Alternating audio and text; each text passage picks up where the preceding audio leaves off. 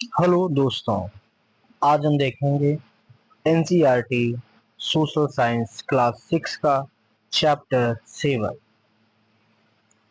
यह चैप्टर बहुत ही उपयोगी है क्योंकि इसमें हम बात करेंगे भारत की सांस्कृतिक जड़ें। ये भारतीय संस्कृति की मूल जड़ में जाके बात करेंगे कि आखिर में भारतीय संस्कृति की शुरुआत कैसे होती है, सांस्कृतिक जड़ें कहाँ कहाँ है। इसी के शुरुआत में ही सुभाषित जो नीति शतक है का एक लेख लिखा हुआ है, वह जिसे चुराया नहीं जा सकता, जिसे कोई शासक छीन नहीं सकता, जो बोझ नहीं है क्योंकि इसका कोई भार नहीं है, जिसका उपयोग करने से हर दिन इसमें वृद्धि ही होती है। यह सबसे बड़ी संपत्ति है, सच्चे ज्ञान की संपत्ति। दोस्तों, यह ज्ञान और सांस्कृतिक चीजों से रिलेटेड है कि जिसे कोई नहीं चुरा सकता, कोई शासक भी छीन नहीं पाएगा, आपके ज्ञान का कोई विभाजन नहीं कर सकता और वो दिन ब दिन बढ़ता ही जाता है। यही सबसे बड़ी संपत्ति है। एक ऋषि, हम्पी कर्नाटक, बुद्ध महावीर, भूटान, महावीर बिहार। यहाँ पे कुछ तस्वीर छपी हुई है, उस तस्वीर के बारे में बात कही गई है। इस चैप्टर में हमें क्या सीखने को मिलेगा, क्या जानने को मिलेगा, उसकी चर्चा पहले ही कर दी गई है कि हमें इन सवालों का जवाब इस चैप्टर में मिलने वाला है। आइए देखें वो सवाल क्या है। वेद क्या है, इनका संदेश क्या है। दोस्तों, जैसा कि आपने सुना होगा कि भारतीय मैथोलॉजी में जो हिंदू संस्कृति है उसमें वेद, पुराण, उपनिषदों की बात होती है। उसी में एक पहला सवाल आता है कि आखिरकार वेद क्या है, इनका संदेश क्या है।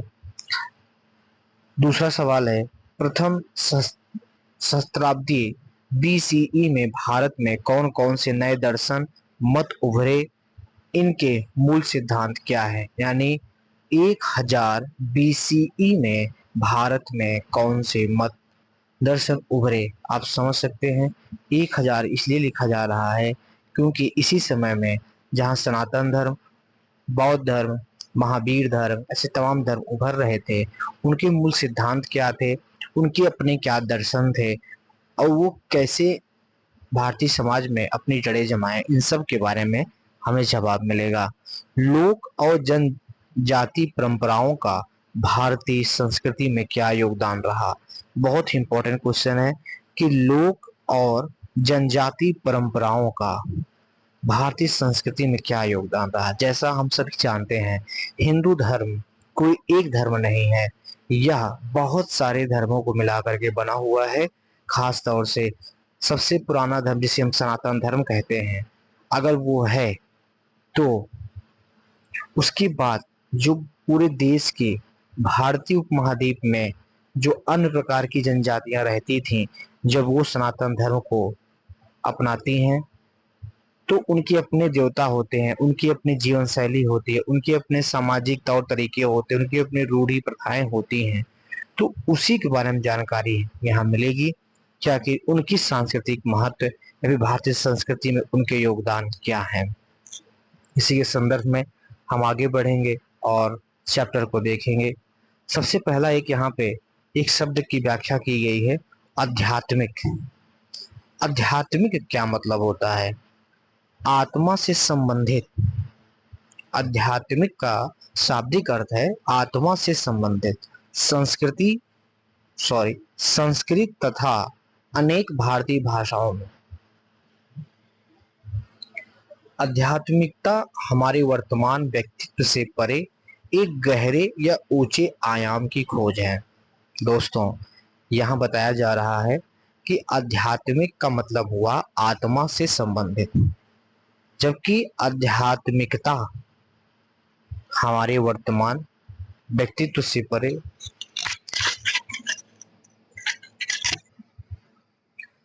हमने देखा कि आध्यात्मिकता हमारे वर्तमान व्यक्तित्व से परे एक गहरे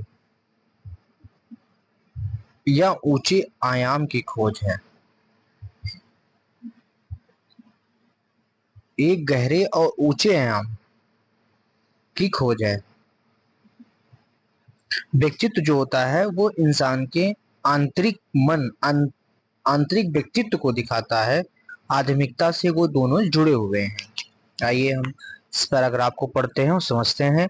भारतीय संस्कृति किसी भी अनुमान के अनुसार अपने सहस्त्राब्दियों वर्ष पुरानी है, यानी हजारों वर्ष पुरानी है। कृषि किसी प्राचीन वृक्ष के समान इसमें अनेक जड़ें और अनेक शाखाएं हैं। जड़ें एक सामान्य तने की पोषण करती हैं या फिर पोषण देती हैं।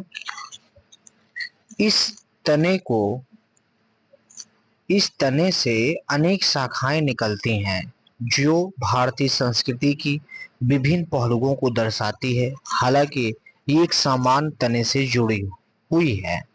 दोस्तों, जो मैंने बताया कि किस तरीके से सनातन धर्म जब फैला तो भारतीय उपमहाद्वीप में जो अलग अलग क्षेत्रों की जनजातियां थी, उन्होंने जब इसको अपना करके सनातन धर्म में आई, लेकिन वो अपने साथ अपने देवता, अपने रूढ़ी, अपनी प्रथाएं, अपनी सामाजिक ताने बाने को लेकर साथ आते हैं। तो इनमें विविधता है। जैसे अगर ये कोई वृक्ष है, ये कोई बरगद का वृक्ष है बड़ा सा, ये जो उसकी शाखाएं है ना, ये सब अलग अलग संस्कृतियां हैं। ये मेन है, भारतीय संस्कृति ये मेन है, लेकिन ये इसकी शाखाएं अलग अलग संस्कृतियां को दर्शाती है।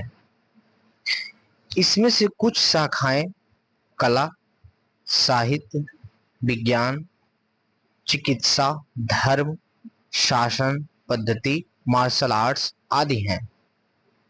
कुछ ऐसे दर्शन भी हैं जिनसे हमारा तात्पर्य उन विचारकों के समूह या आध्यात्मिक साधकों से है जो मानव जीवन या विश्व आदि के बारे में समान विचार रखते हैं। तो हमने देखा कि ये शाखाएं क्या हो सकती हैं। वो कला से संबंधित, साहित्य से संबंधित, विज्ञान से संबंधित या फिर शासन पद्धति से संबंधित।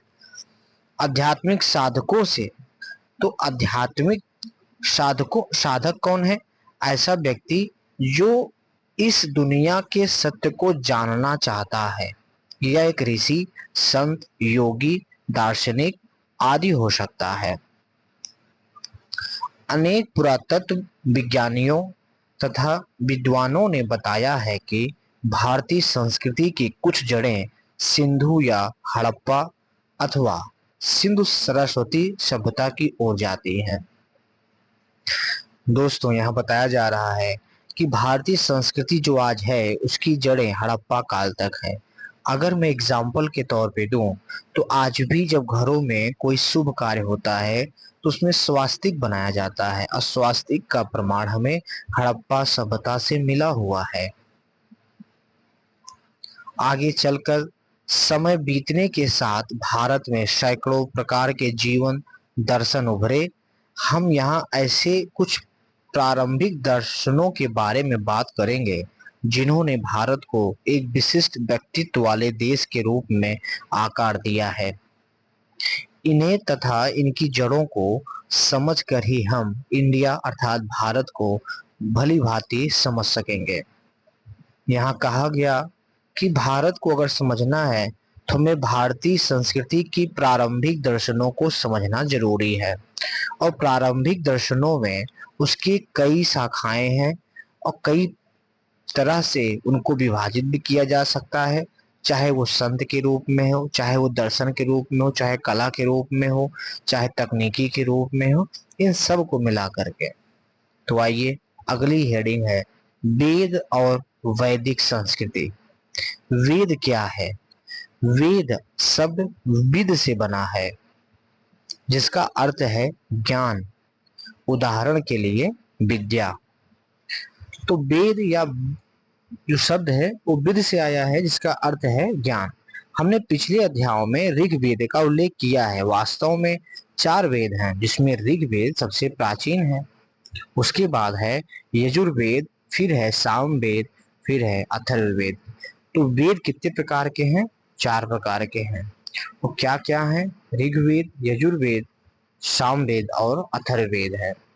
ये भारत के सबसे प्राचीन ग्रंथ हैं, परंतु इनमें भी सबसे प्राचीन ऋग्वेद है। वस्तुतः विश्व के सबसे प्राचीन ग्रंथों में से एक है। वेदों में हजारों ऋचाएं, कविताओं और गीतों के रूप में प्रार्थनाएं ये लिखित रूप में नहीं थे। दोस्तों, ये ध्यान देने योग्य बात है कि वेदों में हजारों ऋचाएं हैं, ये लिखित रूप में नहीं थी, अपितु इनका मौखिक पाठ किया जाता था। यानी जो ऋचाएं आज हैं वो पहले लिखित नहीं थी, वो मौखिक ही चलती थी। ये ऋचाएं सप्त सिंधु क्षेत्र में रची गई। सप्त सिंधु जैसा हमने बताया था, आप सिंधु नदी अगर आप देखेंगे, सिंधु, रावी, सिंधु, झेलम, चिनाब, रावी, ब्यास, ऐसे जो सारी नदियां आप देखते हैं तो उसमें सरस्वती को भी इंक्लूड कर लीजिए तो उस सप्त सिंधु हो जाता है। तो वहां पे रची गई हैं। यह कहना कठिन है कि इन चारों वेदों में से प्राचीनतम ग्रंथ ऋग्वेद की रचना कब हुई। यानी हमें अभी ये नहीं पता है कि ऋग्वेद की रचना, जो सबसे प्राचीनतम ग्रंथ है, कब हुई थी। विशेषज्ञों ने इसकी रचना 5वीं से दूसरी सहस्त्राब्दी बीसी के बीच में पाए जाने का प्रस्ताव किया है। इस प्रकार यह ग्रंथ 100 से 200 पीढ़ियों तक गहन प्रशिक्षण के माध्यम से स्मृतिबद्ध किए गए और मौखिक रूप से बिना किसी विशेष परिवर्तन के आगे संप्रेषित किए गए। तो ऋग्वेद ऐसा है जो पहले मौखिक ही था, इसको बाद में लिखा गया है। तो इससे साबित होता है कि यह एक लंबे समय तक, कई पीढ़ियों तक मौखिक रूप से हस्तांतरित, यानी एक से दूसरे, दूसरे से तीसरे में जाती रही है। फिर ध्यान रखें, एक जीके का यहाँ नॉलेज मिलेगा। हजारों वर्षों के किए गए वैदिक पाठशैली के इस सुव्यवस्थित संप्रेषण को 2008 में यूनेस्को ने मानवीयता के मौखिक और अमूर्त विरासत की अनमोल कोटि के रूप में मान्यता दी। दोस्तों, ये सवाल आ सकता है कि यूनेस्को ने 2008 में इसको अमूर्त विरासत में मान्यता दी है। किसको? इस वैदिक पाठशैली को। यूनेस्को क्या है? यूनेस्को यूएन, संयुक्त राष्ट्र का एक एजेंसी है जिसका पूरा नाम है संयुक्त राष्ट्र शैक्षिक, वैज्ञानिक और सांस्कृतिक संगठन। यह संगठन शिक्षा, विज्ञान, संस्कृति के माध्यम से लोगों और राष्ट्रों के बीच संवाद को बढ़ावा देता है। ये सवाल अक्सर कॉम्पिटिटिव एग्जाम में आते रहते हैं कि यूनेस्को की लिस्ट में कौन कौन शामिल है, या फिर यूनेस्को कौन सा रिपोर्ट जारी करता है। तो आप इसको ध्यान रखें कि वैदिक पाठशैली को 2008 में यूनेस्को ने मौखिक और अमूर्त विरासत की कोटि के रूप में मान्यता दी है। वैदिक ऋचाओं की रचना ऋषियों और ऋषिकाओं यानी कवित्रियां यानी महिलाएं द्वारा संस्कृत भाषा के एक प्रारंभिक रूप में किए गए थे। दोस्तों, इससे हमें 2 चीजें जानकारी मिलती है। पहली कि जो वैदिक रचनाएं हैं वो संस्कृत भाषा में है, और वो भी संस्कृत भाषा की प्रारंभिक रूप में है। दूसरी कि वैदिक रचनाओं के समय महिलाओं को समान अधिकार था। इसी वजह से कवि और कवियत्रियां दोनों इसमें भागीदार हैं इसको लिखने में। यह ऋचाएं अनेक देवों देवताओं और देवियों जैसे इंद्र, अग्नि, वरुण, मित्र, सरस्वती, उषा और अन्य को काव्यात्मक रूप से संबोधित करती हैं। यहाँ भी देवों और देवियों का नाम आया। इन दृष्टाओं के साथ मिलकर देवों ने मानव जीवन और ब्रह्मांड में रीति या सत्य और क्रम को बनाए रखा। आद्य ऋषियों और ऋषिकाओं ने देवताओं और देवियों को अलग नहीं बल्कि एक ही माना, जैसा कि एक प्रसिद्ध ऋचा में कहा गया है। यहाँ बताया जा रहा है कि जो ऋषि और ऋषिकाओं ने देवताओं देवियों को बारे में जो ऋचाएं लिखी हैं उसमें अलग नहीं किया बल्कि एक ही मान के लिखा गया है। ब्रह्मांड क्या है आप जानते ही हैं। ब्रह्मांड एक सुव्यवस्थित और संतुलित संरचना है। एकम सत्य विप्रा बहुधा वदन्ति, परम सत्य एक ही है किंतु मनीषी इसे अनेक नाम देते हैं। परम सत्य एक ही है, यानी देवी और देवता दोनों एक ही हैं, परंतु मनुष्य इसको अनेक समझता है। एक वैश्विक दर्शन में कुछ मान्यताएं विशेष रूप से महत्वपूर्ण थी, जो सत्य से प्रारंभ हुई, जो ईश्वर का दूसरा नाम था। ऋग्वेद के अंतिम मंत्रों में लोगों के बीच एकता का भी आह्वान किया गया। वैश्विक दर्शन का क्या अर्थ है? विश्व का एक निश्चित दर्शन या समझ, इसका उद्भव या इसकी कार्य प्रणाली। विश्व का एक निश्चित दर्शन ही वैश्विक दर्शन है।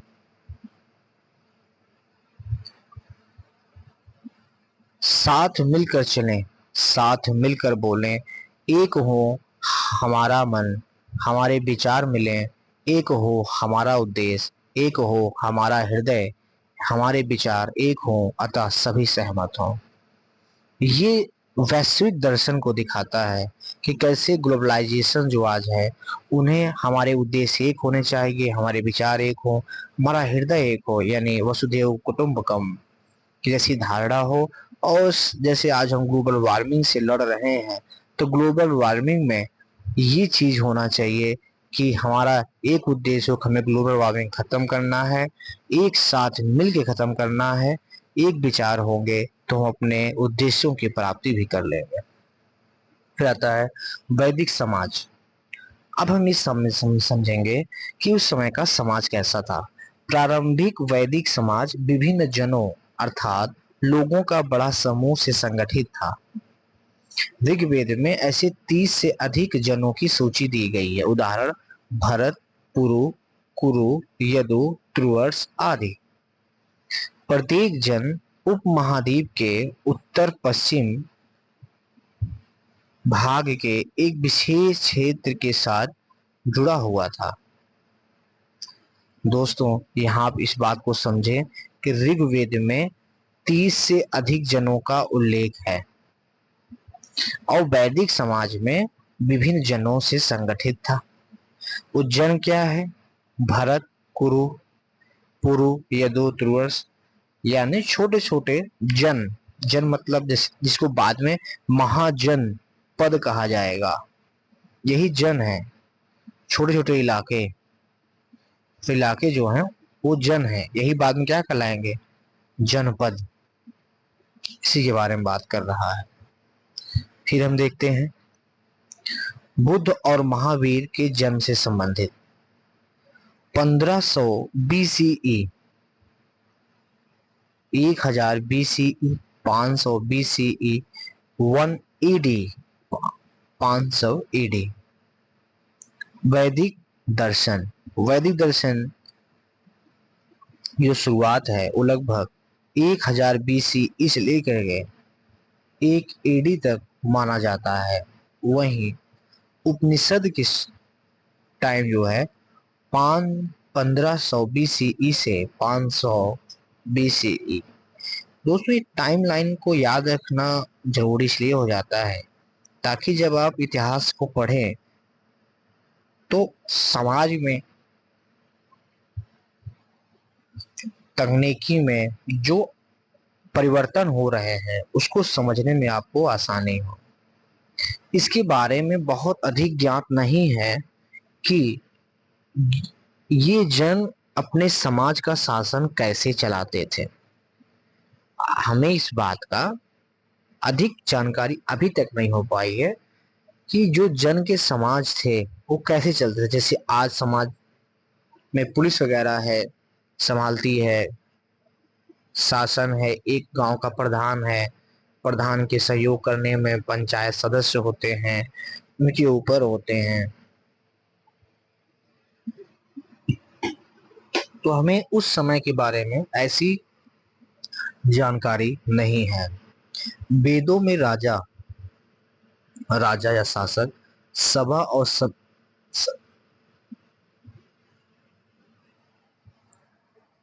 सभा समिति जैसे कुछ शब्द के माध्यम से कुछ ही संकेत मिलते हैं। सभा समिति दोनों शब्द सामूहिकता को इंगित करते हैं। दोस्तों, ये दो बहुत इंपॉर्टेंट शब्द हैं, सभा और समिति। इसको आप याद रखिएगा। सभा जो थी वो बड़े लोगों की, यानी उच्च वर्गों की सभा होती थी, बैठक होती थी। समिति में लगभग सभी भाग लेते थे। आगे इसके बारे में डिटेल में बताया जाएगा, बट अभी आप समझिए कि हमें इस स्तर पे सभा समिति पे विशेष फोकस करना है। अक्सर ये सवाल आता रहता है। आरोग्यकर्ता का क्या अर्थ है? राहत देने या रोग ठीक करने के लिए पारंपरिक प्रथाओं का उपयोग करने वाला व्यक्ति। वैदिक ग्रंथों में अनेक व्यवसाय का उल्लेख है। किसान, बुनकर, कुम्हार, शिल्पकार, आरोग्यकर्ता, नर्तक, नर्तकी, पुजारी। आइए पता लगाएं। क्या आप जानते हैं उस समाज को क्या कहते हैं जहां लोग अपने नेता का चयन करते हैं? उसको लोकतंत्र कहते हैं। क्या आपके विचार से लोगों को ऐसी स्थिति से लाभ होता है? ऐसे में लोकतंत्र में नेता अपने लोगों के प्रति उत्तरदायित्व होता है। यदि वो अच्छे से कार्य, लोक कल्याणकारी कार्य नहीं करेगा तो अगली बार लोग उसको हटा सकते हैं। अगर हम जबकि इसके विपरीत जो राजतंत्र होता है उसमें ऐसी कोई शक्ति जनता के पास नहीं होती। यदि वे अपने द्वारा नहीं चुने गए नेता के अधीन रहते तो क्या हो सकता था? तो वो राजतंत्र में होते, और राजतंत्र की स्थिति में तानाशाही रहती है। उसमें जनता की बातों के प्रति, जो जनता के प्रति उत्तरदायित्व की भावना नहीं होती है। वैदिक दर्शन दर्शन दर्शन मतलब होता है उसके मर्म में क्या था, उसकी संस्कृति क्या थी। तो वैदिक संस्कृति में अनेक अनुष्ठान विकसित हुए जो विभिन्न देवी देवताओं के प्रति व्यक्तिगत या सामूहिक हितों तथा मंगल के प्रति समर्पित या निर्देशित थे। दोस्तों, वैदिक संस्कृति में अनेक अनुष्ठान विकसित हो गए। अनुष्ठान मतलब वही जो यज्ञ होता है। आज देखिए पूजा होगा, फिर यज्ञ किया जाएगा। विभिन्न देवों के प्रति व्यक्तिगत सामूहिक हितों मंगल के प्रति समर्पित निर्देशित है। दैनिक अनुष्ठान समान रूप से प्रार्थनाओं तथा अग्निदेव, अग्नि से संबंधित देव को आहुति और प्रार्थना के रूप में होते थे, किंतु ये अनुष्ठान समय के साथ और अधिक जटिल होते चले गए। अब आप देखिए कि अनुष्ठान होते थे, ठीक है, प्रार्थनाएं होती थी, अग्नि की पूजा होती थी, लेकिन प्रॉब्लम यहाँ पे आनी शुरू हो रही है। इस लाइन में आप देखें, किंतु अनुष्ठान के साथ अधिक जटिल होते चले गए, अधिक जटिल होता चला गया। क्या? वैदिक दर्शन, वैदिक संस्कृति। समय के साथ वैदिक संस्कृति जो एक सरल थी वो जटिलता की तरफ चले गए। इसी के प्रभाव, इसी की नकारात्मकता की वजह से ही आप देखेंगे आगे महात्मा बुद्ध और महावीर जैसे संत आएंगे और एक नए धर्म को चला देंगे। उपनिषद वैदिक संकल्पनाओं के आधार पर रचित है। उपनिषद जो है वो वैदिक संकल्पनाओं के आधार पर ही रचित है और इनमें कुछ नई संकल्पनाएं प्राप्त होती हैं, जैसे पुनर्जन्म, बार बार जन्म लेना, कर्म, हमारे कर्म और कर्म फल, एक दर्शन जिसे सामान्यतया वेदांत के नाम से जाना जाता है, के अनुसार सब कुछ, मानव जीवन, प्रकृति और ब्रह्मांड एक दैवी तत्व है जिसे ब्रह्म, यह ब्रह्मा देव से भिन्न है अथवा कभी कभी केवल तत् कहा जाता है। दो प्रसिद्ध मंत्रों में इसे सरलता किंतु गहराई से व्यक्त किया गया है। यहाँ बताया जा रहा है कि उपनिषद तो वैदिक संकल्पनाओं पर ही आधारित है। इसमें कुछ नई चीजें जो संकल्पनाएं हैं वो है पुनर्जन्म की और कर्म फल की। इसी में एक दर्शन है, वेदांत का दर्शन है। इसमें बताया जाता है कि एक दैवी तत्व है जिसे ब्रह्म कहते हैं। ब्रह्म ब्रह्मा देव नहीं है जिसे हम पूछते हैं ब्रह्मा, वो नहीं, उनसे अलग ब्रह्म जिसे तत्व भी कहा जाता है। अब इसमें एक श्लोक लिखा हुआ है, अहम ब्रह्मास्मि, मैं ब्रह्म हूं, अर्थात मैं दिव्य हूं, तत् त्वयं असि, वह ब्रह्म आप ही हैं। यानी हम सब में ब्रह्म है, कुछ ऐसा अर्थ है। ये दर्शन शास्त्र का विषय है, लेकिन इस लाइन में है कि वह ब्रह्म आप ही हैं, क्योंकि मैं अदृश्य हूं। कहते नहीं कड़कड़ में भगवान है, तो आप में भी भगवान है, तो आप में भी ब्रह्म है। कुछ ऐसी दर्शन आ रही है।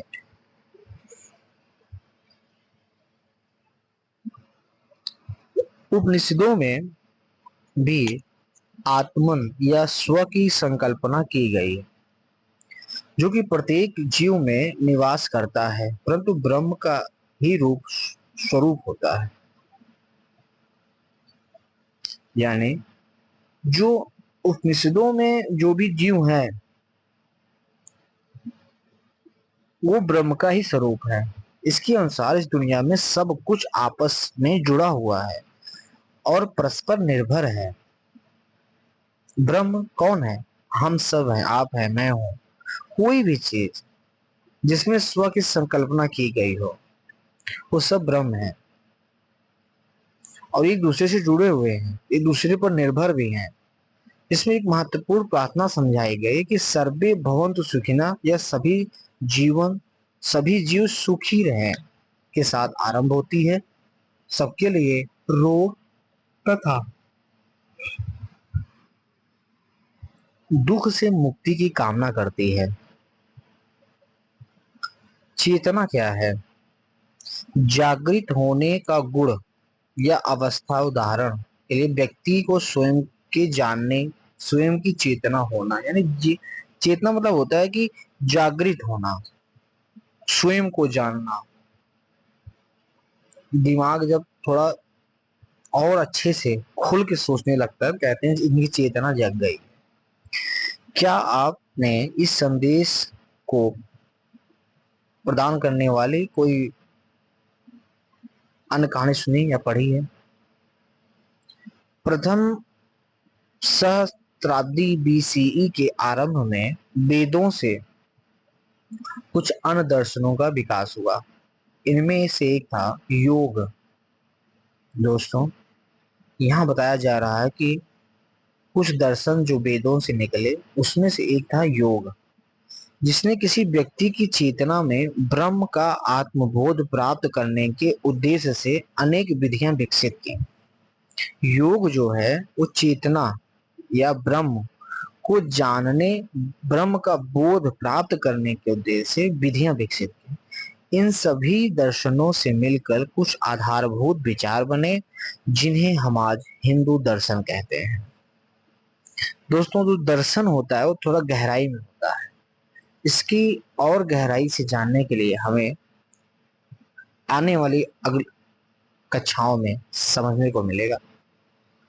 यहाँ पर बस एक छोटी सी झलक है। बौद्ध मत, कुछ अन्य दर्शनों का भी आविर्भाव हुआ जिन्होंने वेदों की प्रभुता को स्वीकार नहीं किया और अपनी स्वयं की पद्धति विकसित की। उनमें से एक बौद्ध मत है। दोस्तों, बताया जा रहा है कि जिस समय वेदों का दर्शन चारों तरफ फैला हुआ था, इनकी प्रभुता सभी स्वीकार कर रहे थे, परंतु कुछ ऐसे भी नए दर्शन विकसित हुए जिन्होंने इनको नहीं माना। उन्हीं में से एक है बौद्ध मत। जैसे हमने आपको पहले भी बताया था कि जो जटिल और अनुष्ठान होते गए, यज्ञों में लगातार कर्मकांड आते जाएंगे, तो जब भी किसी धर्म में, किसी दर्शन में जटिलताएं और कर्मकांड बढ़ते जाते हैं, तो वो सामान्य लोगों से दूर होते जाते हैं।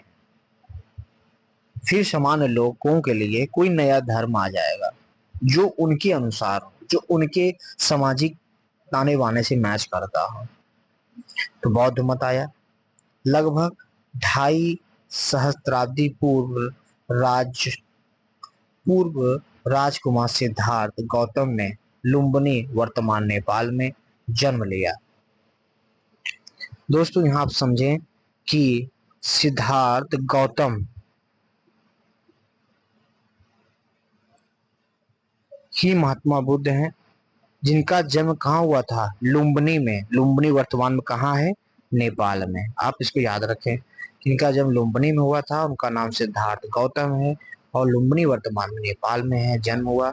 उनके जन्म के समय के विषय में विद्वानों में सर्वसम्मति नहीं है। डेट निश्चित नहीं है कि डेट क्या था। अब इसको हम एक मोटे रूप में देखें तो 560 BCE के रूप में अनुमानित वर्ष माना जाता है।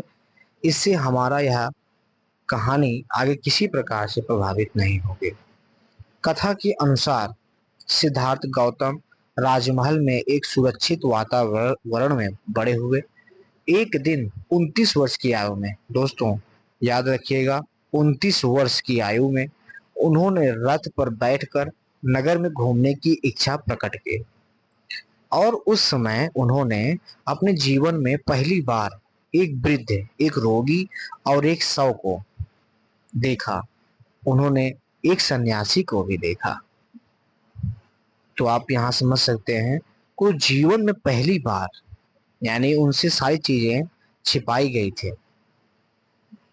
बूढ़े आदमी को देखा, एक बीमार व्यक्ति को देखा, और एक मृत्यु हुए व्यक्ति का शव देखा, और फिर आखिरी में उन्होंने एक सन्यासी देखा जो प्रसन्न और शांत लग रहा था। कौन? सन्यासी। इन सब का अनुभव करने के बाद सिद्धार्थ ने अपने राजसी जीवन, अपनी पत्नी और बेटे को त्यागने पर विचार किया।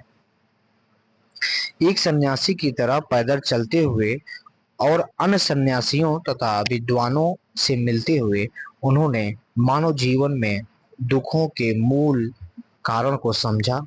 बोध गया में एक पीपल के वृक्ष के नीचे कई दिनों तक ध्यानरत रहने के बाद उन्हें ज्ञान प्राप्त हुआ।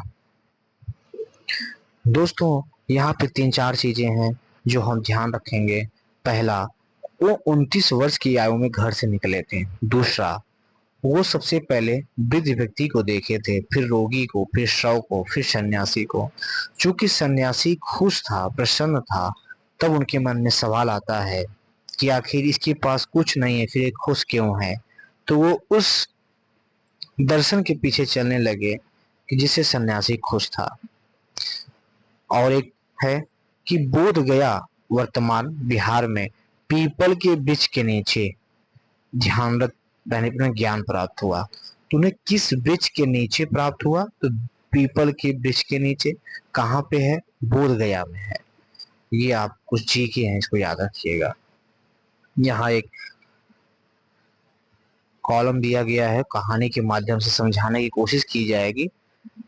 हम इसको देखते हैं, इस कहानी को, फिर आगे बढ़ेंगे। उपनिषदों की कई कथाओं से हमें प्रश्न पूछने के महत्व का पता चलता है, फिर चाहे ये प्रश्न किसी महिला, पुरुष या बच्चे ने पूछे हों। श्वेत केतु और यथार्थ बोध का बीज, छंदोग्य उपनिषद। यानी अभी आप आगे पढ़ेंगे कि उपनिषदों में एक उपनिषद है छंदोग्य उपनिषद, उससे कहानी ली गई है। श्वेत केतु और यथार्थ बोध का बीज। ऋषि उद्दालक आरूढ़ि ने अपने पुत्र श्वेत केतु को वेदों के अध्ययन के लिए गुरुकुल भेजा। जब 12 वर्ष बाद श्वेत केतु वापस आया तो उसके पिता ने यह अनुभव किया कि वह अपने ज्ञान के कारण बहुत अहंकारी हो गया है। इसलिए उद्दालक ने ब्रह्म के स्वरूप पर उसके ज्ञान का परीक्षण करने के लिए प्रश्न पूछे, जिनका उत्तर श्वेत केतु नहीं दे सका। उद्दालक ने उसे समझाया कि किस प्रकार ब्रह्म अदृश्य रहते हुए भी सर्वव्यापी है। जैसे बरगद के फल का बीज खोलने पर रिक्त दिखाई देता है, किंतु इसमें बरगद के वृक्ष का भावी रूप निहित होता है। अर्थात जैसे एक ही प्रकार की मिट्टी से अलग अलग प्रकार के बर्तन बनाए जा सकते हैं, उसी प्रकार हमारे चारों ओर जो कुछ भी है एक ही तत्व ब्रह्म से उसका उद्भव है। उन्होंने अपनी सीख यह कहकर समाप्त की, सभी में यही सूक्ष्म तत्व व्याप्त है, तुम वही हो श्वेत केतु। यहाँ ब्रह्म के बारे में उन्होंने समझाने की कोशिश किया कि आदमी को अहंकार नहीं होना चाहिए, क्योंकि तुम में ही ब्रह्म है, मुझ में भी ब्रह्म है, और ब्रह्म को अहंकारी नहीं होना चाहिए। फिर नचिकेता और उनकी ज्ञान पिपासा के बारे में एक कहानी है जो कठोर उपनिषद से लिया गया है। एक बार एक व्यक्ति यज्ञ के समय अपनी समस्त संपत्ति का दान दे रहे थे। उनके पुत्र नचिकेता ने उनसे पूछा कि वे किस देवता को समर्पित करेंगे। नचिकेता द्वारा बार बार वही प्रश्न पूछे जाने पर पिता क्रोध में आ गए और उत्तर दिया, मैं तुम्हें यम अर्थात मृत्यु के देवता को अर्पित करता हूँ। इसके बाद नचिकेता यमलोक की ओर निकल पड़े। लंबी प्रतीक्षा के बाद वे अति शक्तिमान देव से मिले। उनके मन में एक प्रश्न था, शरीर की मृत्यु के बाद क्या होता है। यम ने पहले तो बालक के प्रश्न का उत्तर टालने का प्रयास किया, किंतु नचिकेता के निरंतर आग्रह करते रहने पर अंततः यम देव ने प्रसन्न होकर उन्हें आत्मा के बारे में समझाया, जो सभी जीवों में निहित है। इसका न तो जन्म होता है, न मृत्यु होती है, यह अमर है। इस गहन ज्ञान की प्राप्ति के बाद नचिकेता अपने पिता के पास वापस आए, जिन्होंने उल्लास पूर्वक उनका स्वागत किया। दोस्तों, यहाँ पे आत्मा की मृत्यु कभी नहीं होती, वो अमर है, अजर है। इस बारे की हमें शिक्षा मिलती है कि शरीर मर सकता है पर आत्मा नहीं।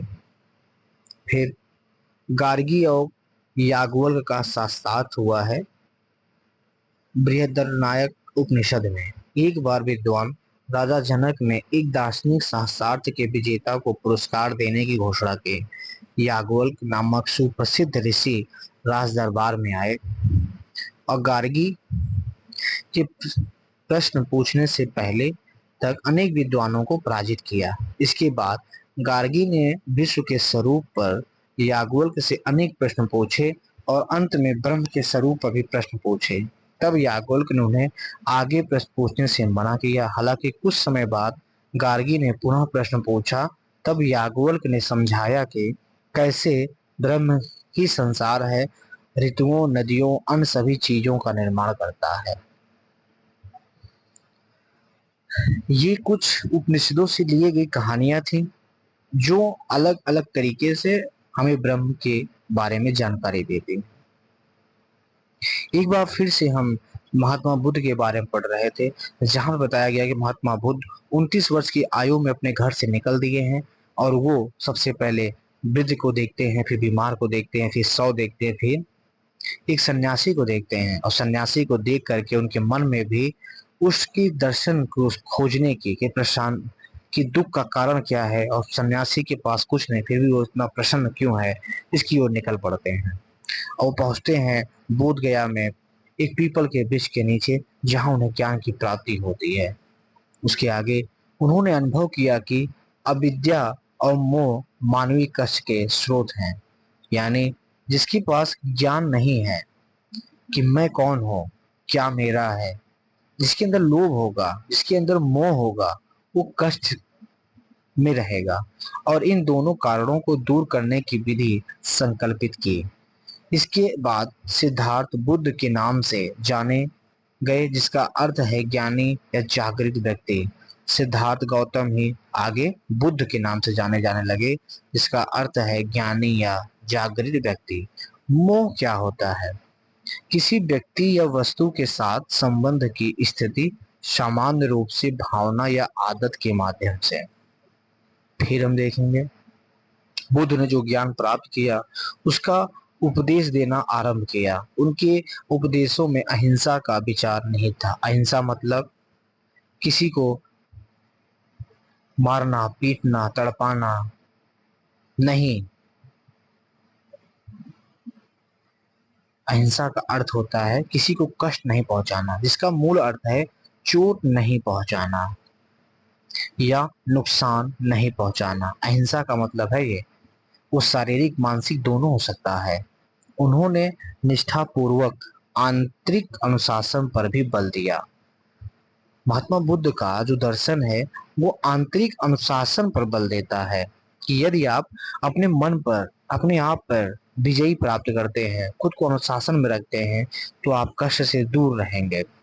उनकी कही गई निम्न बातों को सरल तरीके से समझाया गया है। बुद्ध ने संघ की स्थापना की, जो भिक्षुओं, आगे चलकर भिक्षुणियों का एक समुदाय है, जिन्होंने स्वयं को बुद्ध के उपदेशों के पालन और प्रसार के लिए समर्पित कर दिया है। भारत और पूरे एशिया पर इसका गहरा प्रभाव है था, जिसे हम आगे पढ़ेंगे। यह प्रभाव आज भी अनुभव किया जा सकता है। दोस्तों, भिक्षु कौन है? एक ऐसा व्यक्ति जो दुनिया के सामान्य जीवन को त्याग दे, स्वयं को किसी धार्मिक या आध्यात्मिक लक्ष्य के प्रति समर्पित कर दे। भिक्षु सामान्य तौर पर व्रत लेता है, अर्थात वचनबद्ध रहता है कि वह अनुशासित जीवन के लिए कठोर नियमों का पालन करेगा। भिक्षुणी महिला भिक्षु होती हैं। एक यहाँ प्रसंग दिया हुआ है, आइए देखें। जल से व्यक्ति शुद्ध नहीं हो सकता, जबकि कई लोग यहाँ स्नान करते हैं, परंतु वह व्यक्ति शुद्ध है जिसमें सत्य और धर्म निवास करते हैं। युद्ध के मैदान में हजारों व्यक्तियों पर हजारों बार विजय पाने की तुलना में स्वयं पर विजय पाना अधिक बड़ी उपलब्धि है। दोस्तों, इन दोनों ही लाइनों में बहुत ही बेहतरीन दर्शन छिपा हुआ है, जिसे आज आप देखें कि लोग पवित्र नदी, खासतौर से भारत में गंगा नदी में नहाने का, फिर नासिक में नहाने का, जहां जहां महाकुंभ लगता है, नदियों में आप देखेंगे अपने आसपास भी पवित्र मानकर लोग नहाने जाते हैं। तो जब महात्मा बुद्ध के समय में ऐसी ही घट चीजें होती रही होगी, तो उन लोगों को समझाने की कोशिश किया कि व्यक्ति, जल से व्यक्ति शुद्ध नहीं हो सकता, यानी नदी में, पवित्र नदियों में नहाने से शुद्ध नहीं हो सकता। शुद्धता तो व्यक्ति के मन में सत्य और धर्म निवास करेगा तब होगा, जब उसके मन में अहिंसा के प्रति सद्भावना हो, हमेशा सच बोलता हो, लोगों के लिए जन कल्याण के बारे में सोचता हो, अपने कर्तव्यों के प्रति सजग हो, दूसरों को कष्ट न पहुंचाने वाला हो, तो शुद्ध है। वैसे ही दूसरी तरफ बताया गया कि आप हो सकता है कई युद्ध जीत लें, लाखों लोगों को जीत लें, लेकिन ये उतनी बड़ी उपलब्धि नहीं है जितनी बड़ी कि आप अपने आप पर विजय पाए हुए हैं। ये सबसे बड़ी उपलब्धि है। आगे यहाँ महात्मा बुद्ध की एक तस्वीर छपी है, जिसमें वो उपदेश देते हुए दर्शाए गए हैं। लगभग 1800 वर्ष पुरानी कृति, इसमें बुद्ध उपदेश देते हुए दर्शाए गए हैं। आइए पता लगाएं उपरोक्त कृति को बुद्ध को कैसे दर्शाया गया है, इस पर चर्चा कीजिए। क्या आप भारत के कुछ राज्यों या कुछ अन्य देशों के नाम बता सकते हैं जहां आज भी बौद्ध मत एक प्रमुख मत है? इन स्थानों को विश्व के मानचित्र पर अंकित करने का प्रयास कीजिए। एक अन्य, दोस्तों, बुद्ध को कैसे दर्शाया गया है? हमने बताया बुद्ध को उपदेश देते हुए दर्शाया गया है।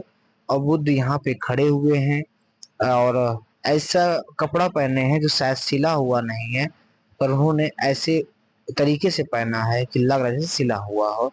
उनके पूरे शरीर पे, वो राजा राजकुमार थे लेकिन कोई भी आभूषण नहीं है, और लोग उनके सामने हाथ जोड़ करके उनकी चेहरे की तरफ देखते हुए ज्ञान लेने के लिए आतुर दिखाई देते हैं। दूसरा है सवाल कि अन्य देशों के नाम। तो भारत में लगभग 20 राज्यों में बौद्ध धर्म है अपनाया गया हुआ है। इनकी संख्या कम है, परंतु पड़ोसी राज्यों में कंबोडिया, लाओस, वियतनाम, यहाँ तक कि जापान और श्रीलंका, चाइना में बौद्ध धर्म काफी फैला हुआ है। फिर आता है जैन मत। जैन मत एक महत्वपूर्ण दर्शन है जो उसी समय काफी लोकप्रिय हुआ। यद्यपि इस मत को अधिक प्राचीन माना जाता है। सिद्धार्थ गौतम के समान ही राजकुमार वर्धमान का जन्म, दोस्तों यहाँ आप देखें, यह अधिक प्राचीन माना जाता है। किससे? बौद्ध धर्म से। राजकुमार वर्धमान का जन्म 6ठी शताब्दी बीसीई के आरंभ में वैशाली, बिहार के नगर समीप में हुआ था। यहाँ आप कुछ चीजें याद रखें कि जैन मत से संबंधित कौन है? राजकुमार वर्धमान है। इनका जन्म 6ठी शताब्दी बीसी में हुआ था, यानी महात्मा बुद्ध से पहले हुआ था। इनका जन्म कहाँ हुआ है? वैशाली में, जबकि महात्मा बुद्ध कहाँ हुआ था? लुम्बिनी में। वैशाली कहाँ है? बिहार में। उन्होंने 30 वर्ष की आयु में अपना घर त्यागा। देखिए, महात्मा बुद्ध ने 29 वर्ष के, जबकि वर्धमान ने, महावीर स्वामी ने 30 वर्ष की आयु में, और आध्यात्मिक ज्ञान की खोज का निर्णय किया। उन्होंने सन्यासी जीवन के अनुशासन का पालन किया। 12 वर्ष बाद उन्हें अनंत ज्ञान या सर्वोपरि विवेक प्राप्त हुआ। कितने वर्ष लगे उनको ज्ञान प्राप्त होने में? 12 वर्ष लग गए और सर्वोपरि विवेक प्राप्त हुआ। उन्होंने महावीर या महानायक के नाम से जाना जाने लगा और उन्होंने अपने अर्जित ज्ञान का उपदेश देना आरंभ किया। ध्यान रखें, जैन शब्द जिन से आया है। किससे? जिन से आया है, जिसका अर्थ है विजेता। जैन शब्द जो है वो जिन शब्द से आया है, जिसका अर्थ है विजेता। इसका अर्थ किसी क्षेत्र या शत्रुओं पर विजय पाने से नहीं, बल्कि अविद्या मोह पर विजय पाने से है, ताकि ज्ञान प्राप्त किया जा सके। जैन मतलब जिन, जिन मतलब विजेता। विजेता किसी और से नहीं, किसी क्षेत्र शत्रु पर विजय नहीं, बल्कि स्वयं पर, अविद्या पर, मोह पर विजय पाना है, ताकि ज्ञान प्राप्त किया जा सके। जैन मत के उपदेशों में अहिंसा, अनेकांतवाद, अपरिग्रह शामिल है। ये विचार काफी हद तक बौद्ध तथा वेदांत दर्शन के विचारों को साझा करते हैं। दोस्तों, जैन मत में जो मुख्य उपदेश का है, दर्शन है, वो अहिंसा, अनेकांतवाद और अपरिग्रह का है, जबकि यही बौद्ध धर्म और वेदांत दर्शन में भी है। तो एक दूसरे के विचारों को साझा करते हैं, भारतीय संस्कृति के केंद्र में है। इनमें से प्रथम विचार को महावीर के कथन द्वारा समझा जा सकता है। सभी सांस लेने वाले, उपस्थित, जीवित, संवेदनशील जीवों को मारा न जाए, न ही उनके साथ हिंसा की जाए, न दुर्व्यवहार किया जाए, न ही सताया जाए और न ही दूर हटाया जाए। दोस्तों, जैन धर्म जीवों के प्रति बहुत ही संवेदनशील रहा। शायद यही कारण रहा कि वर्तमान में जैन धर्म बहुत कम जनसंख्या में सिमट के रह गया है। अगर कोई आपसे पूछे कि जैन धर्म उतनी ख्याति नहीं प्राप्त कर सका जितनी कि बौद्ध धर्म, तो क्योंकि जैन धर्म के दर्शन में जीवों के प्रति हिंसा न करने का, बिल्कुल भी, चाहे वो जीव कितना भी छोटा क्यों ना हो, चाहे वो चींटी ही क्यों ना हो, चाहे खेत में पल रहे केचुए क्यों ना हो, तो ऐसे में जो किसान होंगे वो खेती कैसे करेंगे? आप रास्ते पे चलते हुए कोई चींटी दब जाएगी, उसकी मृत्यु हो जाएगी, तो आपसे हिंसा हो गया, तो आप कैसे इसको अपना सकते हो। तो इस कारण से जैन धर्म की पॉपुलैरिटी कम हो गई। आगे देखते हैं, अंतिम दो शब्दों को सरल शब्दों से समझते हैं। अनेकांतवाद क्या है? केवल एक पक्ष या दृष्टिकोण नहीं, अर्थात सत्य के अनेक पक्ष हैं और इसे केवल एक कथन द्वारा पूरी तरह समझाया नहीं जा सकता। दोस्तों, अनेकांतवाद मतलब अनेक, एक नहीं अनेक, अनेकांत इसके शब्द में आप देखिए, अनेक एक से ज्यादा, सत्य के अनेक पक्ष हैं और इसे केवल एक कथन द्वारा पूरी तरह समझाया नहीं जा सकता। अब अपरिग्रह का अर्थ है असंग्रह। इसके अंतर्गत पार्थिव वस्तुओं से दूर और स्वयं को जीवन में केवल अनिवार्य वस्तुओं तक सीमित रहने की सलाह दी जाती है। अपरिग्रह का अर्थ है कि आप सिर्फ उतनी ही चीजें अपने पास रखें जितना आपके जीवन के लिए जरूरी हो, इकट्ठा ना करें। जिससे जिस चीज की जरूरत आपको नहीं है आप तब भी रखे हैं, उसका इस्तेमाल अन्य लोग कर सकें। इससे धरती पर भी संसाधनों पर अधिक दबाव नहीं पड़ेगा और ये धरती संतुलित बना रहेगा और अधिक से अधिक लोगों तक जन कल्याण हो सकेगा। दूसरी चीज, असमानता कम हो जाएगी, लोगों को जीवन शैली भी एक रूपता दिखाई पड़ेगी। जैन मत में सभी जीवों, मानव से लेकर अदृश्य जीवों तक आपसी संबद्धता और आपसी निर्भरता पर भी बल दिया गया है, क्योंकि ये सभी एक दूसरे के पूरक हैं और एक दूसरे के बिना जीवित नहीं रह सकते। प्रकृति, जीवों और वनस्पतियों का अध्ययन करने वाले वैज्ञानिकों ने इस गहन सत्य की बार बार पुष्टि की है।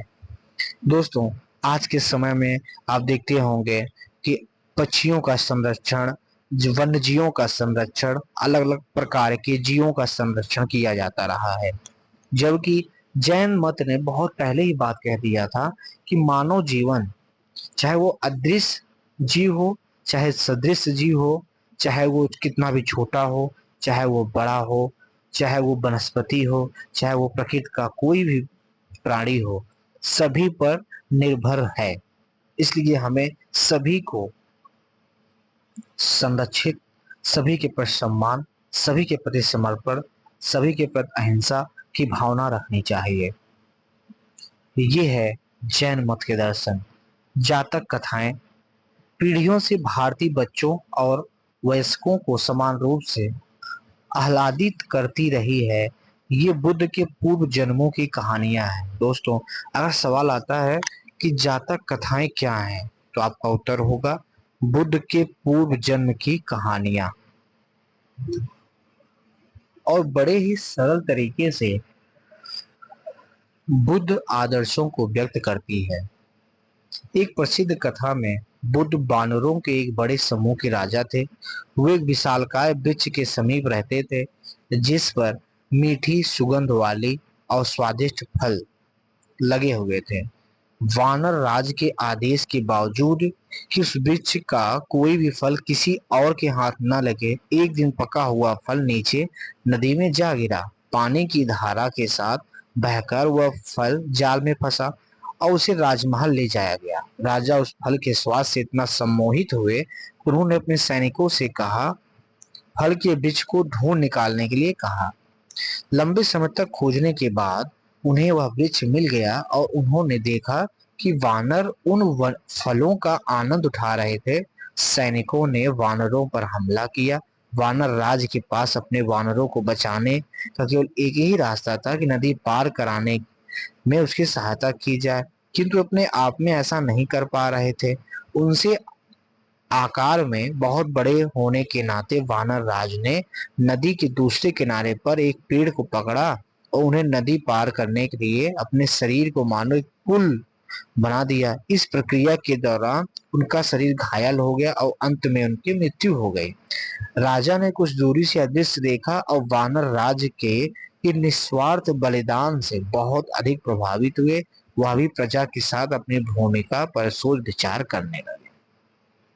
आप देखें तो इस कहानी में एक राजा का कर्तव्य, एक लीडरशिप, एक नेता के कर्तव्य को दिखाया गया है कि लीडरशिप निस्वार्थ भाव से आगे बढ़ के काम करती है। एक जैन कथा। रोहिणीय एक बहुत कुशल चोर था जो पकड़े जाने के सभी प्रयासों को विफल कर देता था। एक बार नगर की ओर जाते हुए रास्ते में उसने अकस्मात ही अज्ञान के साधारण जीवन से मुक्ति पाने के बारे में महावीर द्वारा दिए जा रहे उपदेश के कुछ वाक्य को सुन लिया। रोहिणीय ने नगर पहुंचने के बाद उसे पहचान लिया और गिरफ्तार कर लिया गया। उसने स्वयं को एक साधारण कृषक बताया। एक मंत्री ने उसे अपनी पहचान प्रकट करने का दबाव डालने के लिए चतुराई से एक योजना बनाई, किंतु महावीर के शब्दों को याद रखते हुए रोहिणीय मंत्री की योजना समझ गया और उसने जाल से बच निकला। बाद में रोहिणियों को बहुत पछतावा हुआ। वह महावीर के पास गया और अपने अपराधों को स्वीकार किया। उसने चुराया हुआ धन वापस किया और अपने अपराधों के लिए क्षमा मांगी। वह भिक्षु बन गया और उसने अपने अब तक के भ्रमपूर्ण जीवन का एहसास हुआ। तत्पश्चात उसने आध्यात्मिक ज्ञान अर्जित करने पर अपना ध्यान केंद्रित किया। यह कहानी सम्यक कर्म, सम्यक विचारों को महत्व देती है, जो जैन धर्म का दर्शन है। यह भी बताती है कि हर व्यक्ति को जीवन में दूसरा अवसर मिलना चाहिए। दोस्तों, जैन मत में ये दर्शन आएगा, भी आगे हम देखेंगे। हर व्यक्ति को दूसरा अवसर अवश्य मिलना चाहिए। शायद यही कारण है कि हमारे देश के जो कानून है उसमें मृत्यु दंड को कम से कम रखा जाता है, बल्कि उसे जेल में रखा जाता है, चाहे वो आजीवन है क्यों ना हो, ताकि अगर वो सही से रहता है, उसकी अपने में सुधार कर लेता है, उसे एक मौका और दिया जाएगा। उपरोक्त भित्तिचित्र नई दिल्ली के जैन मंदिर से है का अवलोकन कीजिए। इसमें क्या विशेष दिखाई दे रहे हैं, इसमें क्या संदेश निहित है, तो आप इसको देखिए, इसको पॉज करके और अपने मन में विचार लाइए कि आपको इसमें क्या क्या दिखाई दे रहा है। दोस्तों, ये एक मान लीजिए पानी का घड़ा रखा हुआ है। एक तरफ शेर पानी पी रहा है, एक तरफ गाय पानी पी रहा है। यानी इतनी सामाजिक समानता और एक दूसरे के प्रति कोई डर नहीं थे कि शेर और गाय एक ही पतीले से, एक ही घड़े से पानी पी सकते थे। दूसरी तरफ ये आप देखें, ये गाय का बछड़ा है और ये शेर का बच्चा है, जो गाय का दूध पी रहा है और ये शेर का दूध पीने की कोशिश कर रहा है। तो ये भी दिखाता है कि लोगों के बीच इतनी तो समरसता होनी चाहिए, एक दूसरे से डर नहीं होना चाहिए। यहाँ पक्षियां उड़ रही हैं, आप भी सोचें और बताएं क्या आपके विचार से इस चित्र में और क्या है। बौद्ध मत और जैन मत दोनों में ही अहिंसा का अर्थ व्यक्ति या जीव के प्रति शारीरिक हिंसा न करने से भी कहीं अधिक है। इसमें विचारों की हिंसा से भी संयम रखने के लिए कहा गया है, जैसे कि किसी के बारे में बुरी भावना नहीं रखना। यदि आप अपने आप को ध्यान में देखें तो हमें ऐसे नकारात्मक विचार स्वयं में अनुभव होते हैं और हमें इन्हें सकारात्मक विचारों में बदलना सीखना चाहिए। कभी कभार ये नकारात्मक विचार स्वयं अपनी हमारी ओर भी निर्देशित होते हैं। दोस्तों, जो अहिंसा का मतलब है वो सिर्फ शारीरिक हिंसा से नहीं है, उसका वैचारिक हिस्सा से भी है। आप किसी के बारे में बुरा सोचे भी नहीं, बुरा बोले भी नहीं, आप इसके आगे विचार कीजिएगा। ये आप देखें, बौद्ध एलोरा महाराष्ट्र 6ठी और 10वीं शताब्दी ईडी के बीच पहाड़ों में काट कर गुफाएं बनाई गई। इनमें से कुछ गुफाएं हिंदू दर्शन से हैं, जबकि अन्य बौद्ध और जैन मतों से हैं। दोस्तों, अब आप एक चीज समझें कि एलोरा गुफा कहाँ स्थित है, तो महाराष्ट्र में स्थित है। किस धर्म से संबंधित है, तो तीनों से, देख रहे हैं ना, हिंदू भी है, जैन भी है, बौद्ध भी है। तो एलोरा गुफा तीनों से संबंधित है। बौद्ध मत, जैन मत दोनों में ही भिक्षुओं तथा कभी कभी भिक्षुणियों ने भी आदि ने भी देश के सुदूर स्थानों की यात्रा की तथा अपने अपने उपदेशों का प्रचार प्रसार किया। इनमें से कुछ लोगों ने विभिन्न स्थानों पर जाकर विहार बनाए। विहार मतलब रहने के लिए जो घर बनाते थे गुफा वन में, वो रहने के लिए होता है विहार। विहार मतलब रहने के लिए स्थान, आज होटल बोलते हैं, पहले विहार होता था। जबकि कुछ ने पत्थरों की गुफाओं में सन्यासी का जीवन बिताया। पुरातात्विक खोजों में इन विहारों के कुछ अवशेष मिले हैं। कई स्थानों पर पत्थर की गुफाओं में इन भिक्षुओं के नाम भी मिले हैं, जो यहाँ रह रहे थे, पत्थरों के बिस्तर पर सोए थे। आइए विचार करें। अंग्रेजी भाषा में हिंदू, बौद्ध, जैन और सिख मतों को धर्म का नाम दिया गया है। हमने इन शब्दों का प्रयोग नहीं किया है। यहाँ हम इन्हें दर्शन या मत और विश्वास कहा गया है। इसका कारण यह है कि इन मतों और दर्शनों के अनेक आयाम हैं, जिसका हम आगे अध्ययन करेंगे, जैसे कि उनका दार्शनिक पक्ष, आध्यात्मिक पक्ष, नैतिक पक्ष, सामाजिक पक्ष, धार्मिक पक्ष इत्यादि। अनेक विद्वान मानते हैं कि अंग्रेजी शब्द रिलीजन भारतीय सभ्यता के संदर्भ में बहुत सीमित है। यह बताया गया है कि जो रिलीजन शब्द है वो बहुत जल्दी हिंदू धर्म, बौद्ध धर्म, जैन धर्म, सिख धर्म ऐसे बुलाता है। जबकि भारत के इस जो भी हिंदू, मुस्लिम, जैन है, हिंदू, बौद्ध, जैन है, ये मत है, एक दर्शन है। इनके अपने अलग अलग दर्शन है, दार्शनिक पक्ष है, आध्यात्मिक पक्ष है, नैतिक पक्ष है। तो भारतीय संस्कृति में इनको हम धर्म से डिनोट नहीं करते, क्योंकि ये धर्म से कहीं ज्यादा, रिलीजन शब्द जो अंग्रेजी का उससे बहुत कहीं ज्यादा है। उस समय हम उस समय अन्य अनेक मत भी प्रचलित थे। उदाहरण के लिए इनमें एक था चारवाक। आप समझिए कि एक तरफ बौद्ध, एक तरफ जैन, एक तरफ हिंदू धर्म था, और भी मत चल रहे थे, जो था चारवाक दर्शन, जिन्हें कभी कभी लोकायत भी कहा जाता था। इनके अनुसार यह भौतिक जगत ही एकमात्र सत्य है। दोस्तों, जहां अन्य सभी दर्शन कहते थे कि इसके अलावा भी शायद कुछ हो, या फिर हमें बहुत सिंपल जीवन जीना चाहिए, सिर्फ अपने उपयोग के लिए जो वस्तु जरूरी हो उसी का आप इस्तेमाल करें, बाकी को आप त्याग करें, वहीं चारवाक या फिर लोकायत दर्शन कहता है कि नहीं, भौतिक जगत ही एकमात्र सत्य है, इसलिए मृत्यु के पश्चात जीवन का होना असंभव है। ऐसा प्रतीत होता है इस दर्शन को अधिक लोकप्रियता नहीं मिली और समय के साथ यह विलुप्त हो गया।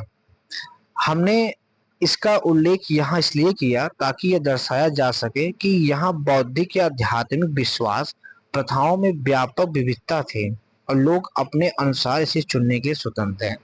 दोस्तों, आप देख सकते हैं कि हमने अभी तक 4 दर्शनों की बात कर डाली, हिंदुओं का, बौद्ध का, जैन का और ये चारवाक का।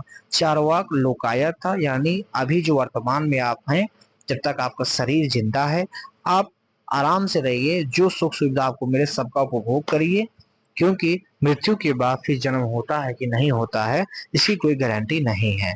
लेकिन ऐसा प्रतीत होता है कि चारवाक दर्शन को मानने वाले बहुत कम लोग थे। इसका मतलब एक ये भी है कि उस समय आपको कोई भी मत या फिर कोई भी दर्शन अपनाने की छूट थी, स्वतंत्र थे, आप चुनने का अधिकार था आपके पास। और आध्यात्मिक प्रथाओं में विविधताएं भी थी। यद्यपि वैदिक, बौद्ध और जैन दर्शनों में महत्वपूर्ण भिन्नताएं थी, तथापि उनमें कुछ समान कल्पनाएं भी थीं, जैसे धर्म, कर्म, पुनर्जन्म, दुखों और अज्ञानता के अंत की खोज और अनेक अन्य महत्वपूर्ण मूल्य आदि। यानी यहाँ बताया जा रहा है कि इनमें समानताएं भी दिखाई पड़ती हैं और भिन्नताएं भी दिखाई देती हैं। वास्तव में यह उस वृक्ष का तना या मूल भाग है जिसके उदाहरण के साथ हमने इस अध्याय की शुरुआत की थी। लोक और जनजाति जड़ें।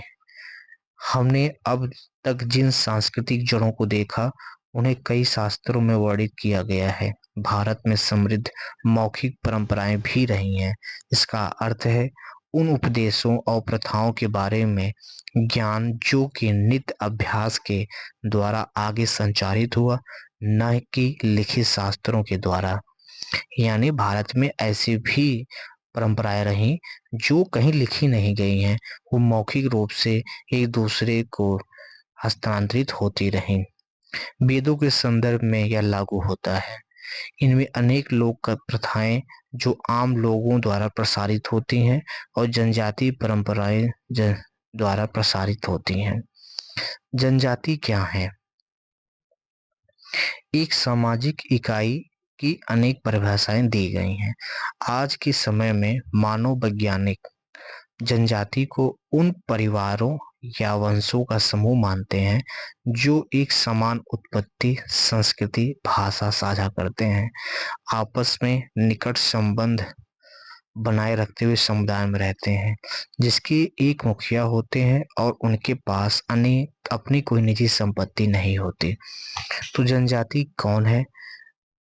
तो मानव जो वैज्ञानिक है उनका कहना है कि उन परिवारों या वंशों का समूह जिनकी संस्कृति, भाषा, उत्पत्ति सब एक आपस में साझा करते हो, सामुदायिक हो, एक मुखिया हो, लेकिन निजी संपत्ति नहीं हो।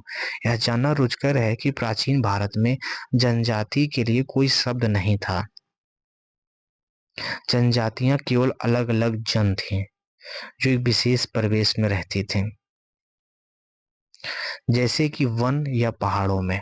जनजातियां केवल जन थीं जो पहाड़ ही वन में रहते थे। भारत के संविधान में अंग्रेजी में इनके लिए ट्राइब या फिर ट्राइबल कम्युनिटी और हिंदी में जनजाति शब्द का उपयोग किया गया। आधिकारिक आंकड़ों के अनुसार 2011 में भारत के अधिकांश राज्यों में 705 जनजातियां निवास करती थीं, जिसकी संख्या 104 मिलियन, 1 मिलियन में 10 लाख होता है, तो 104 मिलियन थे। यह ऑस्ट्रेलिया और यूनाइटेड किंगडम की कुल जनसंख्या से भी अधिक है। यानी हमारे देश के अंदर जनजाति समुदाय की आबादी इतनी है कि उतनी आबादी ऑस्ट्रेलिया और यूनाइटेड किंगडम की पूरी जनसंख्या नहीं है। 19वीं शताब्दी में जनजातियों का अध्ययन करने वाले मानव वैज्ञानिकों ने उन्हें प्रायः सभ्य मानवों की तुलना में आदिम या हीन बताया है। जनजाति समुदायों तथा उनकी समृद्ध एवं जटिल संस्कृतियों के गहन अध्ययन के बाद इस प्रकार के पक्षपातपूर्ण विचारों को अधिकांशतः नकार दिया गया। यानी पहले के जो मानव वैज्ञानिक थे उन्होंने बताया कि वो आदिम या हीन है, ये समुदाय आदिम है, बहुत पुरानी है। लेकिन जैसे जैसे इनके बारे में और खोजें हुई और संस्कृतियों का अध्ययन किया गया तो पता चला कि नहीं, ये विचार उनको परिभाषित करने के लिए पूर्ण नहीं है। आगे हम देखते हैं, जैसा कि हमने इस अध्याय में उल्लेख किया कि लोक और जनजाति परंपराओं और प्रमुख विचारधाराओं के बीच निरंतर संपर्क होता रहा है। दोनों ही दिशाओं में देवताओं, संकल्पनाओं, दंत कथाओं, रीतियों का आपस में आदान प्रदान होता रहा है। उदाहरण के लिए परंपरा के अनुसार पुरी उड़ीसा के भगवान जगन्नाथ मूल रूप से जनजाति देवता थे। दोस्तों, यही मैं कह रहा था कि अलग अलग क्षेत्रों में जो जन रहते थे वो जब वो सनातन धर्म को अपनाते हैं तो वही बाद में हिंदू भी कहलाए। और आज जो भगवान जगन्नाथ पुरी हैं, जिनके दर्शन करने पूरे हिंदुस्तान से लोग जाते हैं, वो एक जनजाति देवता हैं। देवी माताओं के जिन विभिन्न रूपों की पूजा की जाती है उसके लिए भी यही बात कही जा सकती है। दूसरी ओर कुछ जनजातियों में हिंदू देवों को काफी समय पहले ही अपना लिया गया था और महाभारत रामायण के उनके अनेक रूप हैं। यह भारत के पूर्वोत्तर के राज्यों से लेकर तमिलनाडु तक बहुत अच्छी तरह लिखा गया है। दोस्तों, यहाँ बताया जा रहा है कि जनजातियों में जो हिंदू देवों की काफी समय पहले ही अपना लिया गया था। जनजातियों ने भी जो हिंदू के देवता थे उनको अपना लिया।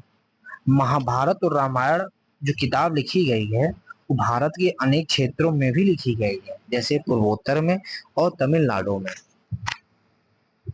इस प्रकार परस्पर संपर्क इतने लंबे समय से तथा इतने सहजता से कैसे होते रहे, ऐसा इसलिए हो सका क्योंकि लोग, जनजातियां और हिंदू विश्वास में अनेक समान प्रकार की संकल्पनाएं थी।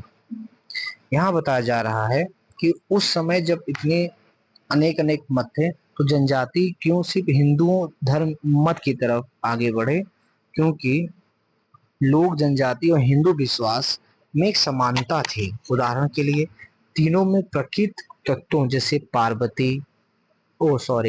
पर्वतों, नदियों, पेड़ों, पौधों, जंतुओं और कुछ पत्थरों को भी पवित्र माना गया, क्योंकि इन सब में चेतना है। तो आप देखें कि जनजाति और हिंदू धर्म दोनों में ही हम प्रकृति की पूजा करते थे। निस्संदेह जनजातियों द्वारा उन प्रकृति तत्वों से संबंधित कई देवताओं की पूजा की जाती है। उदाहरण के लिए तमिलनाडु के नीलगिरी पर्वत में निवास करने वाली टोडा जनजाति। अब आप इसको याद रखिए कि टोडा जनजाति कहाँ पाई जाती है, तो तमिलनाडु में पाई जाती है, नीलगिरी पर्वत के पास। इस पर्वत के 30 से अधिक शिखर देवी देवताओं के निवास स्थल हैं। ये शिखर इतने पवित्र माने गए हैं कि टोडा जनजाति के लोग अपनी उंगली से इनकी ओर संकेत भी नहीं करते। सोचिए, यानी जो टोडा जनजाति है वो तमिलनाडु में पाई जाती है, वो नीलगिरी के 30 पर्वतों को पवित्र मानती है, इस तरह मानती है कि उनकी तरफ उंगली दिखाना भी उचित नहीं समझते। देवताओं में इतनी बहुलता के पश्चात हिंदू धर्म के समान अनेक जनजातियों में भी उच्चतर देवत्व व परमात्मा की संकल्पना है। उदाहरण के लिए अरुणाचल प्रदेश की अनेक जनजातियां डोनी पोलो की पूजा की जाती है। डोनी पोलो, अरुणाचल प्रदेश की अनेक जनजातियां डोनी पोलो की पूजा करती हैं। अब डोनी पोलो कोई देवता होंगे, इनकी पूजा की जाती है कहाँ पे, अरुणाचल प्रदेश में। तो आप इसको याद रखें।